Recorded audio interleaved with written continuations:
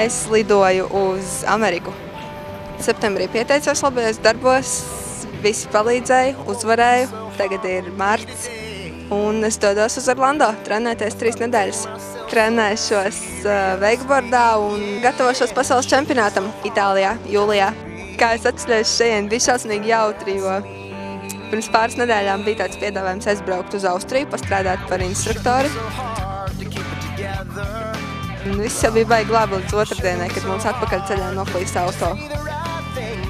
Centāmies aizdabūt līdz servisam, par to mums pajautāja 50 eiro par evakuātoru.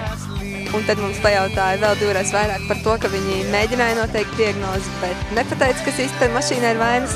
Tad mēs sākām meklēt variantus, kā to mašīnu dabūt uz Rīgu. Mums brauca pakaļ busiņš. Busiņām arī bija tāda lieta, ka viņš diezgan lēni gāja ar piekapu sākumā, jo tad bija nelīdzsvarotas riepas. Nebalansētas.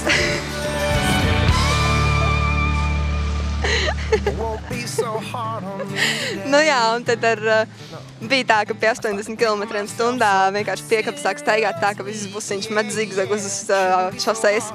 Tas nebija tā baigi forši. Nu jā, tad piepumpēja riepas un sanāca nedaudz labāk. Bet tik un tā tas laiks bija tāds, ka es sapratu, ka kādam ir vēl jābrauc pretī. Lidojuma vairs nebija tādā pilsētā, kurš varētu tikt, un tad vienkārši man atbrauc brālis pretī uz Varšavu.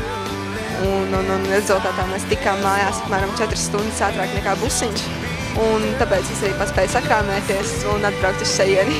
Es centīšos filmēt visu kaut ko Amerikā, taisīt fotogrāfijas, rakstīt blogu, stāstīt, kā man iet.